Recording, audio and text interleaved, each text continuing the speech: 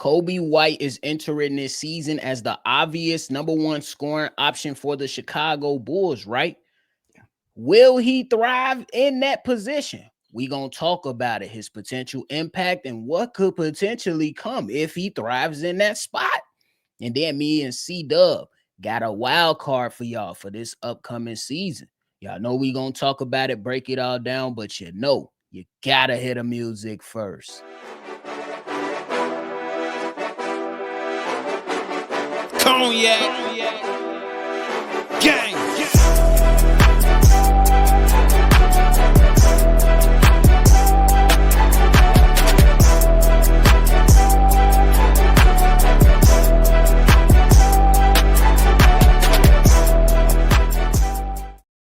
Shot Bulls podcast with the Cognac Boys. I'm Cognac Boy Bobby, and I am with my dog CDubb. What's the word? What's the word, man? I'm so excited. The season is almost here, man. Let's get it, man. For sure. Man, if y'all tuned in, make sure you go ahead and hit that like button and subscribe to the channel. It's busting. And Bulls basketball is right around the corner. We seen the Lakers and the Suns play yesterday. I seen a quarter. I ain't gonna hold you. I had to go to sleep to pass that test, you know. That test. But hey, CDubb, Coby White.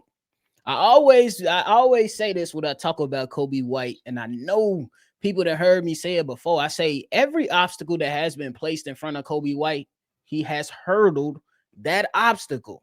Hey, Coby White, go be a starter for me. Hey, Coby White, go to the bench. Hey, Coby White, now we need you to play point guard. No, actually, Coby White, we need you to play off ball. Hurdled all those obstacles, but now as the obvious number one option for scoring option for this upcoming season, how you think that's going to fare out for Coby White? How that's going to look? What is this impact going to be like? Just cook, bro. What you got? I think we've seen kind of what Coby White's output and outlook is going to be looking like. Even the year prior to last year, we seen him at the end of the season, and we seen him in that 15-5 at the end of last season. That's the kind of Coby White that we need for an entire season. I think that's what he should be aiming for. This is a contract year for him. That's when you most of the time see the best out of said player. Even look at Vooch's last contract year. He even tried to play defense in his contract year, Nick Vooch. So I got every belief in Coby White that he can fit this role that he's walking into. Even though you are correct, he had multiple roles that the team kept changing on a whim. It seems like every other day they wanted him to do everything else, do something else. So when it comes to scoring and stuff like that, I have no remorse in saying that this kid can handle it.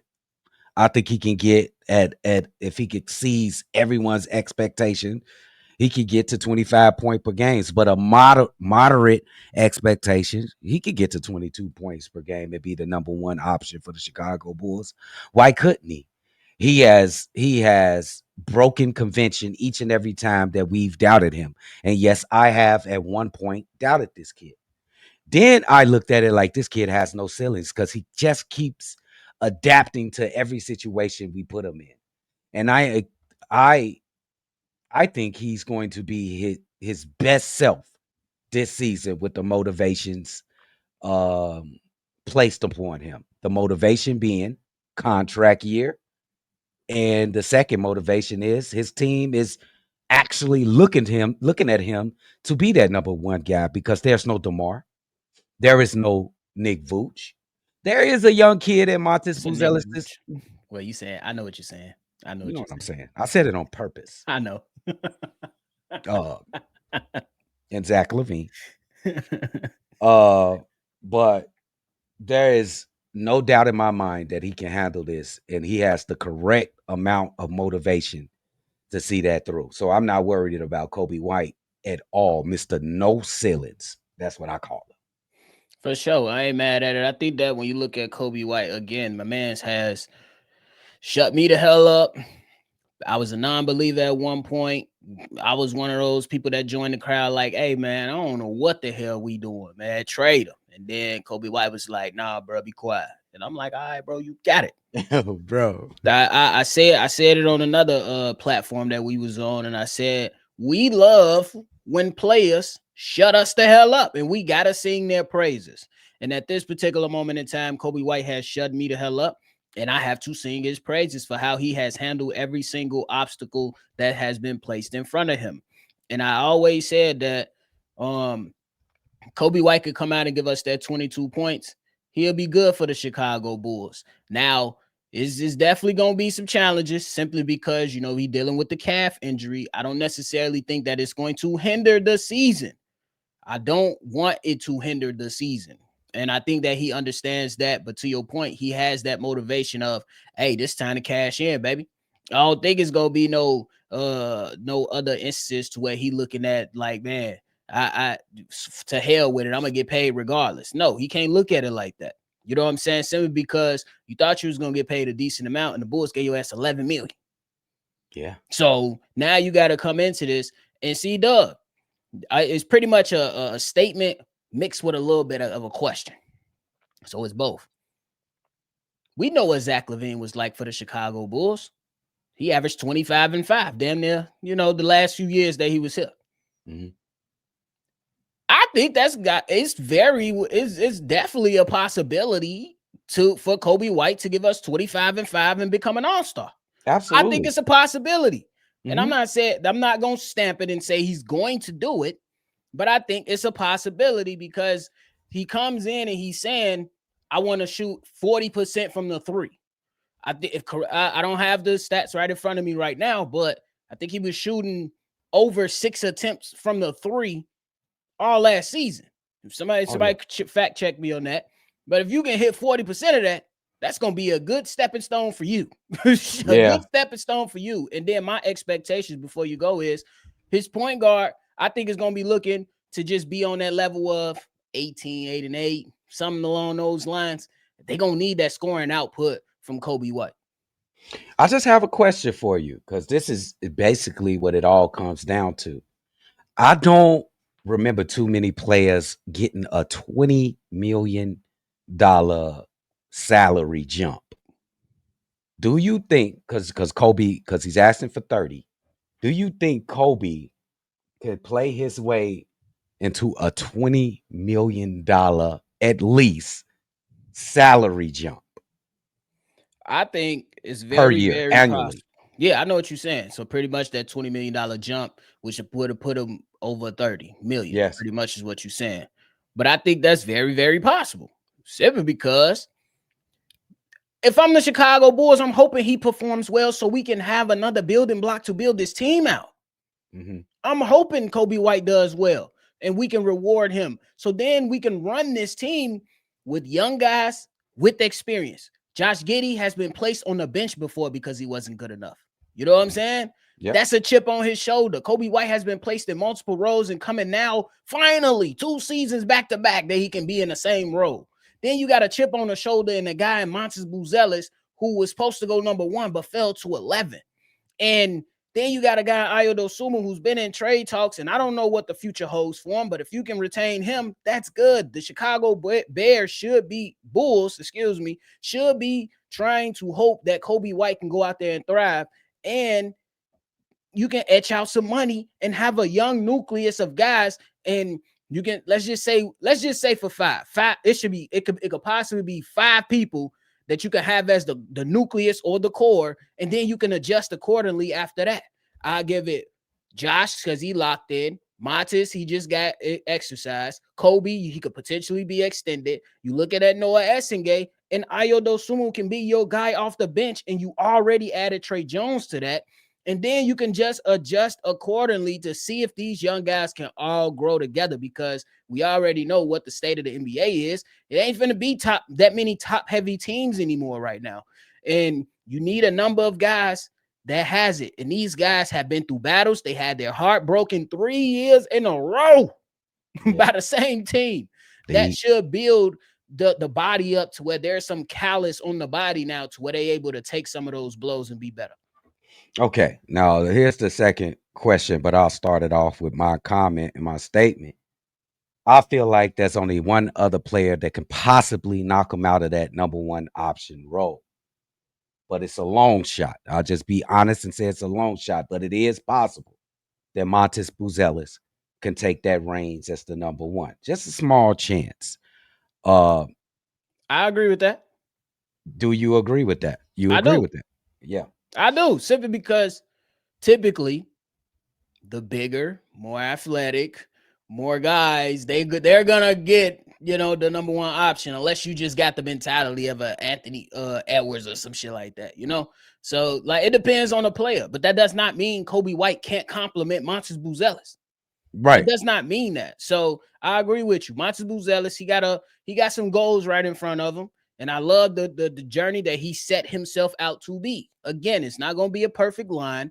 He's going to go through his struggles. He might have a game here and there that you might not look necessarily well, but he knows where he's going. And that gives me confidence to say this young kid is about to have a good year too. I just want him to do it. I just want him to do it. Show us that you are ready for this.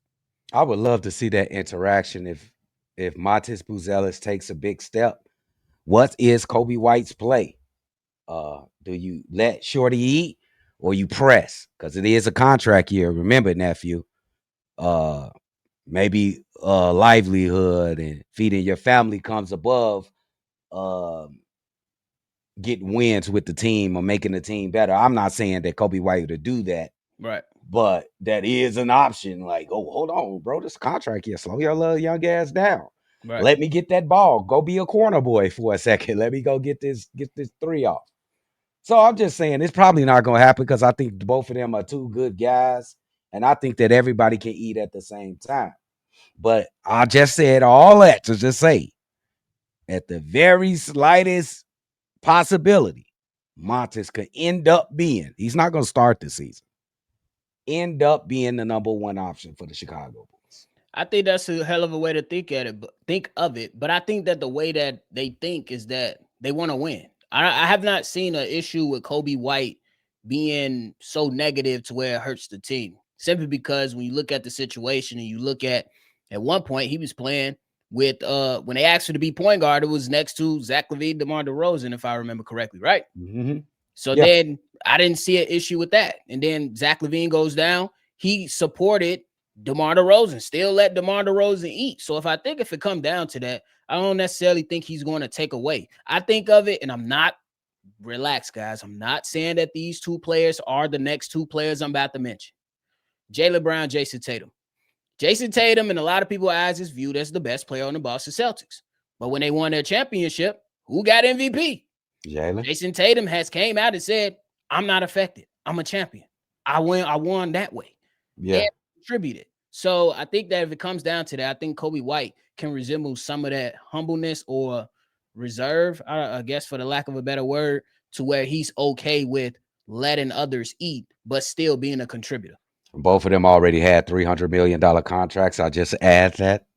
Yeah. And Kobe, He's trying to get some of that, And Kobe trying to get paid. You know what I'm saying? I just add that to that. But I think he'll get paid regardless. Because I think that one thing we know about AK, whether people like him or not, when he says something, typically, even if it sounds stupid and you don't believe it, he stands by. The most important thing is he said he wants to see who impacts winning. Coby White is going to impact winning. He is. He's going to get paid. So I have no issues with that. Yeah, absolutely. I'll leave it there. You right about that. Yeah, because that motherfucker AK said, we're going to get this offseason, we're going to draft a player and we're going to get one more player. And people was like, oh my God, what? That's you didn't it. do this? And That's it. Motherfucker AK said, hey man, we're going to run with continuity. Continuity? Continuity. I hate that word, nephew. Though. Hey, we do hate the word continuity when we talking basketball now. For some reason, real. Y'all know why. If you know, you know. But hey, let us know how y'all feeling about that. Steve, my dumb man, I almost called you Steve-O. That boy ain't. Yeah, but hey, CDubb. This upcoming season, in my eyes, I think that there's a battle amongst a couple players to where they could potentially be a wild card slash X factor for the Chicago Bulls. I'm looking at Ayo. I'm looking at Trey Jones, but I feel like their roles are already defined in my eyes. Yeah. So I'm looking at a player that can come out of nowhere that could probably be the 9th or the 10th man off the bench. And when you put them in, said player can come in and make impact. Those players, in my mind, and you let me know if I'm leaving anybody out. In my mind, because they're going to be at the back of the row, back of the rotation. That's your Jalen Smiths. That's your Julian Phillips. That's your Dalen Terry. And yes, Patrick Williams is I'm putting them in now. You let me know if you feeling with that before we talk about wild cards. You feel that's a good foe, or you adding somebody else in there?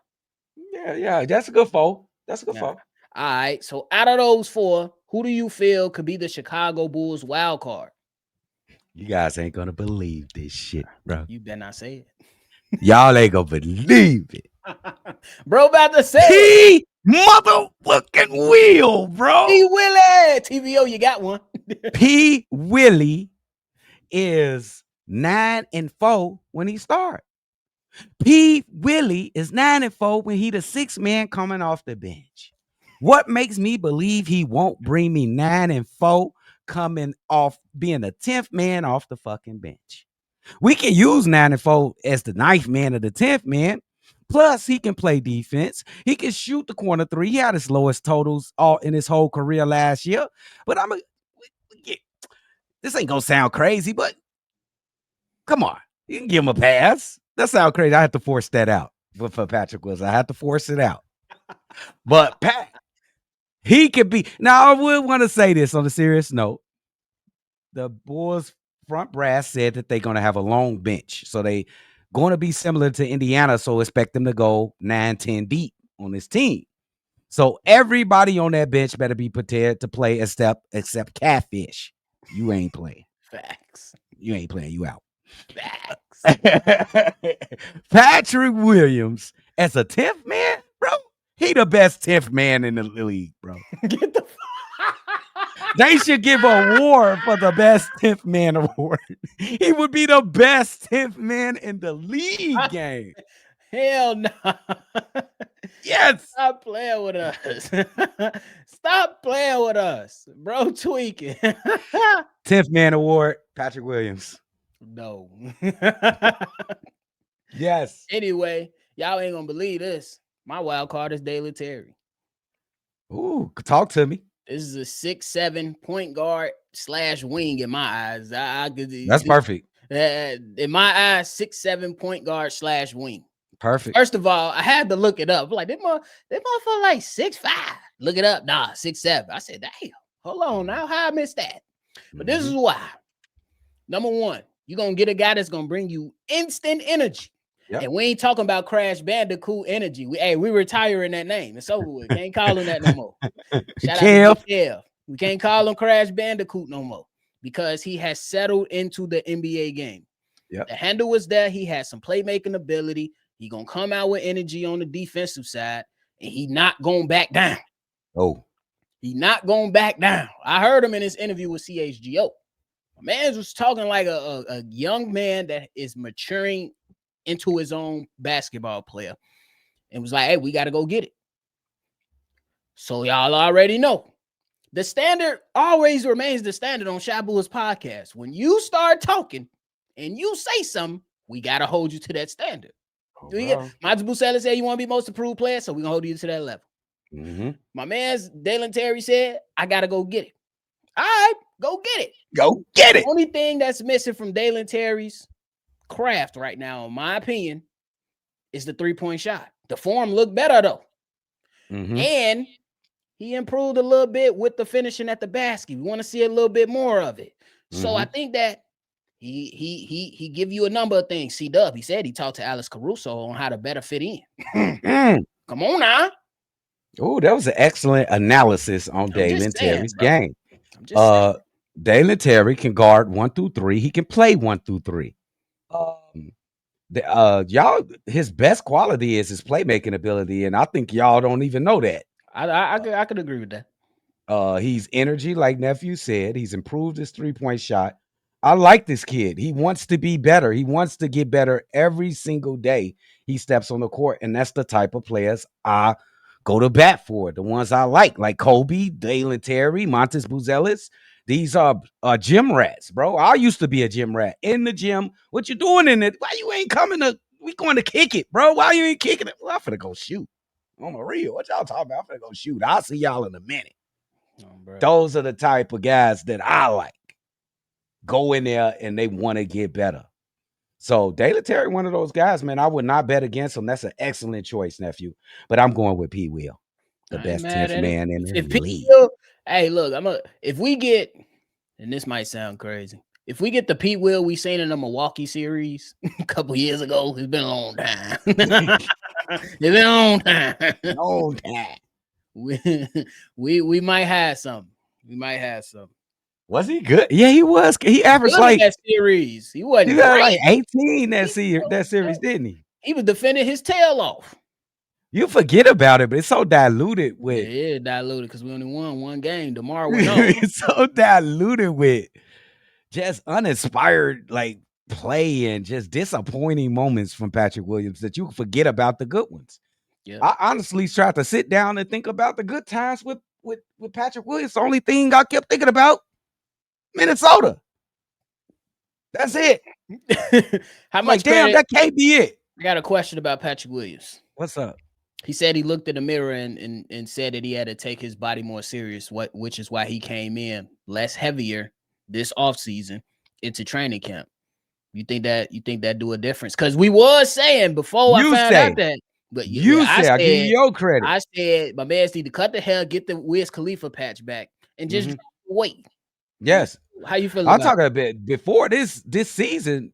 You said this years ago, nephew, maybe a year ago. You said this, like you think he might be a little too heavy. I think that's you, nephew. Yeah. I said that. I think he got a little too heavy from his rookie year to his second, third year. Bro, he did get a little heavy, and maybe he looked in the mirror. Maybe he listened to you. That's what he said. Hopefully, hey, you know what I'm saying? Maybe I am. With him, he should be looking for any fucking thing to try to get back on track. Cut your toenails. Don't use toenail clippers. Use your teeth. Do anything. Change everything, bro. Because we need you, bro. We need you, Joe, to come off the bench and make an impact. Patrick Williams, bro. Maybe you ain't a starter. Everybody ain't made to be a starter, Pat Will. So you could find your niche. That's us. Find your niche. Come off the bench and be Robert Horry. Come off the bench and be somebody. Rick Fox or somebody like that. You know what I'm saying? Shit. Be something. Don't just be a motherfucker don't be the man sitting on the bench. Be something else. Don't be P. Willie, man. Damn. Hey, bro. For sure. I don't want to be mad at P. Will this season. Definitely. Me either. I don't want to be mad, bro. I think that some of that shit is off the table. He ain't starting no more. Unless we think. He better not start. Everything on the table if his ass is starting. I'm just telling you right now. But we'll take it light if his ass coming off the bench. I will. But if his ass starting, you get the same shit. Same treatment. But hey, you got anything left, bro? It's coming. That's all I got to say. Make sure y'all hit that like button. Punch that subscribe button. You know what the goal is, bro. He said punch that mud. Y'all know what to do. But hey, we appreciate y'all for tuning in to another episode of Chicago Bulls Podcast, man. Before y'all get up out of here, hit that like button, subscribe to the channel, and hit that notification bell as well, man. We appreciate y'all. Make sure y'all always see red. Y'all already know. We're going to catch y'all on the next one for sure. Cognac. Gang.